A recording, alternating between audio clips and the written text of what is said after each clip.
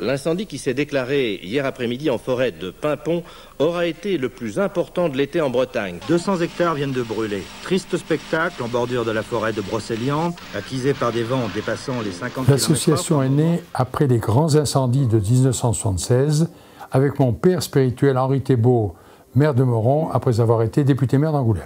Un peu à l'initiative d'une fort accorte personne qui était la grande prêtresse des druides, le maire de Nancy-Lével, Francis Maurice, le professeur Train et surtout Marie-Joseph Bissonnier, maire de Plélan. Nous avons fait beaucoup de travaux, débroussaillage, coupe-feu et surtout la restauration du miroir au fait. Avec d'autres, bien entendu, nous avons réussi à fédérer et à susciter des dévouements inimaginables. Et je vais vous dire, c'est une des grandes fiertés de mon existence. C'est un lien permanent entre les militants de base et la recherche. D'autres régions de France, parce qu'ils n'ont pas su s'unir pour des querelles de personnes, peut-être pour des questions d'intérêt également, l'ont pas fait. Donc je pense que c'est exemplaire au niveau national. Nous avons maîtrisé les risques de grands incendies dans la forêt de Brocéliande qui arrivaient périodiquement entre 5 et 10 ans. Les gens voulaient garder la propriété de leurs parcelles. La solution de facilité, c'était d'acheter tout et d'exproprier les gens. Je me suis refusé à cette position. J'ai sorti de la naphtaline un vieux statut, celui des ASL, qui le permettait. Les deux personnes qui ont été les acteurs principaux à cette époque, parce qu'il fallait obtenir la signature de plus de 1000 propriétaires, dont certains n'étaient pas vivants, donc c'était assez facile effectivement, ça fut Nicole Chevillard et Gérard Duchesne, très bien aidés par les fonctionnaires de la direction départementale d'agriculture du Morbihan et d'Ille-et-Vilaine, François Roche, qui maintenant est à la retraite, et Jean-Claude Chardron d'Ille-et-Vilaine, qui est toujours présent. Mon rôle dans l'association est un rôle de conseiller technique en ce qui concerne les travaux de reboisement et de débroussaillement. En 1990, c'était un travail comme un autre, avec un défi très important à relever. Au fur et à mesure, on ne peut être que pris par l'atmosphère de Brocéliande et maintenant il me serait très difficile de m'y détacher. Je travaille depuis début 2009 sur le Morbihan. J'étais technicien agricole, donc j'ai eu une mutation aussi. On évolue dans la vie et j'ai appris beaucoup de choses sur Brocéliande, notamment sur les incendies. Les travaux sont financés par la région et les deux conseils généraux. Le financement est aussi assuré par les communautés de communes. Et puis, notre réserve de trésorerie a été faite grâce aux dons extrêmement généreux de M. Jobé Duval. Je l'ai rencontré, je lui ai dit voilà, monsieur, voilà ce que nous faisons au Grand Palais. Nous organisons un salon du livre, le vernissage est donné au profit d'une association et je vous propose de donner les résultats de la vente de ces cartes de vernissage pour reboiser la forêt de Brocéliande, ou en tout cas soutenir le reboisement. Ah, mais formidable, écoutez, c'est vraiment aimable.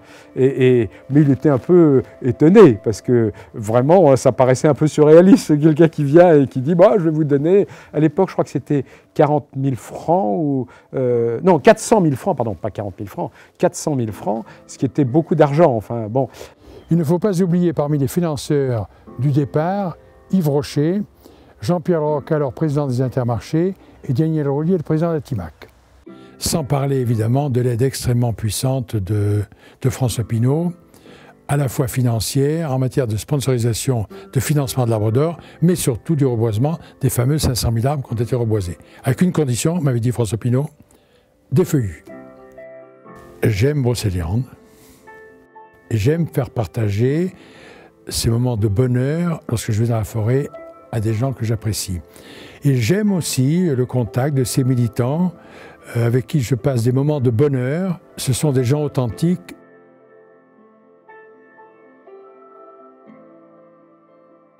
Toutes les actions qui ont été faites depuis plus de 30 ans dans la forêt de Brocéliande se sont appuyées sur les travaux scientifiques de l'Université de Rennes, la station de Pimpon. Comme la création des casquettes rouges, c'est-à-dire des militants de base à qui on donne une casquette rouge, notamment les religieuses, dotées d'un téléphone qui guide les pompiers, qui alerte en cas de départ de feu. Eh bien, en fait, moi, on surveille, c'est une surveillance du site, de l'ensemble du massif, pour rester assez vigilant jusqu'à la fin septembre, parce que nous avons toujours des risques. Et puis l'invention des panzers, je dis ça en plaisantant, des agriculteurs qui sont proposés eux-mêmes avec leur citerne à lisier. Donc la réserve intercommunale de sécurité civile du massif de Brocéliande est constituée de casquettes rouges et d'agriculteurs. Nous intervenons en parfaite entente avec les sapeurs-pompiers Notre action s'intègre dans leur dispositif. Notre mission est de leur fournir une grande quantité d'eau au plus près du sinistre, mais en sécurité. Les fermettes expansives nous dispensent de faire appel à des entreprises pour débroussailler les landes. C'est l'association qui est rentrée en contact avec nous. En fait, elle nous avait demandé de mener une expérimentation sur le pâturage sur les landes. C'est un très bon moyen de lutter contre les incendies. Donc il s'est avéré que les 3 espèces, bovins, moutons et chevaux, étaient efficaces sur le pâturage. Les chevaux sont plus efficaces en termes de pâturage que les bovins. Par contre, le bovin, même s'il broute un peu moins l'ajon, par le piétinement, c'est pareil, écrase un petit peu tout ce qui est combustible. Donc il était souhaitable que des éleveurs, à titre privé, s'intéressent à cette opération.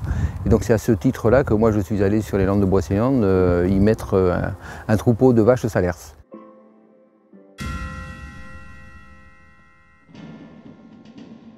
Alors les pompiers, oui, alors ici, bonjour, donc ici nous sommes à Campénéac. D'accord, Campénéac, donc il y a beaucoup de fumée, vous voyez ça? D'accord, ok. Je vous envoie une équipe, madame. Je vous en prie, au revoir.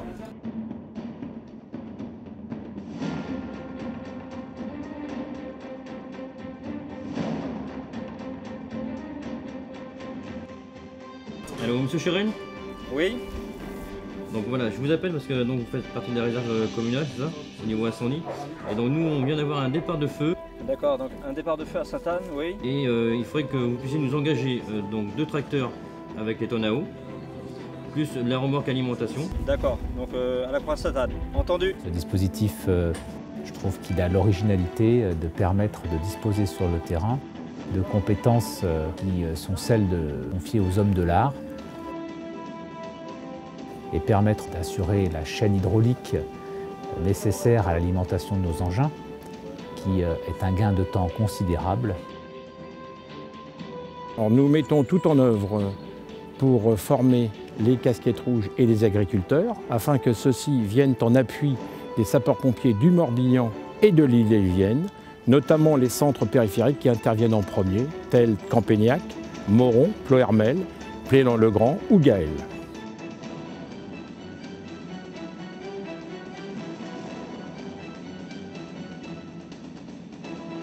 Maintenant, il faut un nouvel élan. Un nouvel élan, c'est mieux communiquer, c'est le sens du site internet, c'est le sens de la revue fort bien faite par Jackie Hallé, et puis il faut impérativement réfléchir à une animation de façon à mieux faire connaître Brocéliande. Connaître Brocéliande, c'est en franchir la porte, ici à Tréorantoc, là où l'abbé Gillard, recteur à l'aube des années 50, a restauré son église et ainsi contribué à mieux faire connaître la forêt mythique. Le ciment de l'association, ce sont ses militants, les nouveaux chevaliers de la table ronde. Le devoir, c'est de continuer de ne jamais relâcher notre effort parce que si on relâche, il y aura à nouveau des incendies. Et puis, une certaine fierté aussi d'avoir fait une action exemplaire en la matière, modestement, à notre petit niveau. Et puis, Brocéliande, c'est mythique. Moi, j'aime me promener dans la forêt, j'aime cette forêt. Et donc, j'ai toujours considéré que c'était mon devoir, comme beaucoup dans le coin, de l'aider à vivre.